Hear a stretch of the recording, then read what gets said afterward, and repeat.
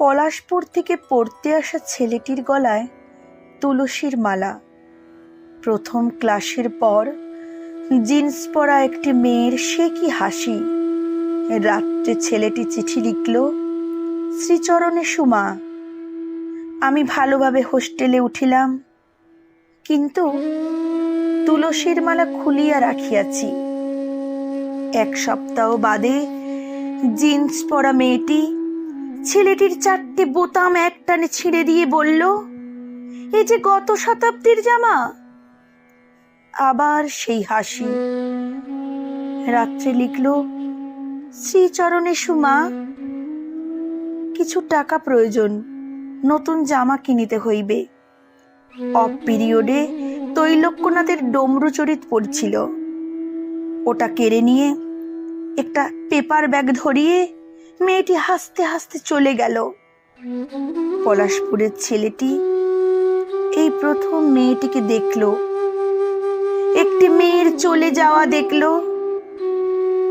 রাত্রে চিঠি, শ্রীচরণে সুমা, আমি হ্যারল্ড রবিন্স পড়িতেছি।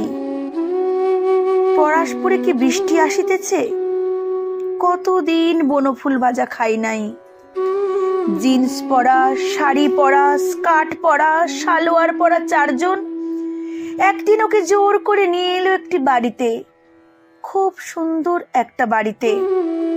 স্টিরিওতে বেজে উঠল গমগমে জ্যাক, আফ্রিকান ড্রাম। পাশের বাড়ি থেকে 4 জোড়া নর্থ স্টার এসে দাঁড়ালো। অন্ধকার করে শুরু হলো নাচ। এবার সবাইকে নগ্ন হতে হতে পলাশপুর, পলাশপুর, কাম অন, আমি আমি টাচ মি হিয়ার। অন্ধকারে একটা চাপা কান্না শোনা গেল। Switch on.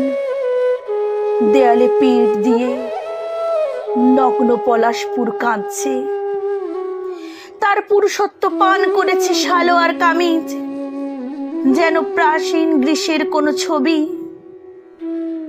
সেদিন রাত্রে লিখল, শ্রীচরণে সুমা, কেমন আছো? আমি আজ তোমার জন্য কাঁদিতেছিলাম। গ্রীষ্মের ছুটিতে বাড়ি যাইব না। অনেক গ্রন্থ এখনো পড়া হয় নাই। পলাশপুর, আমিও তোমার মতো গ্রামের ছেলে।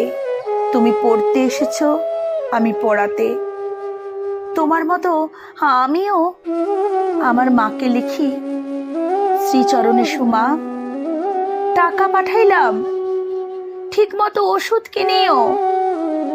গ্রীষ্মের ছুটিতে বাড়ি ফেরা সম্ভব নয়। এখনো অনেক গ্রন্থ পড়া হয় নাই।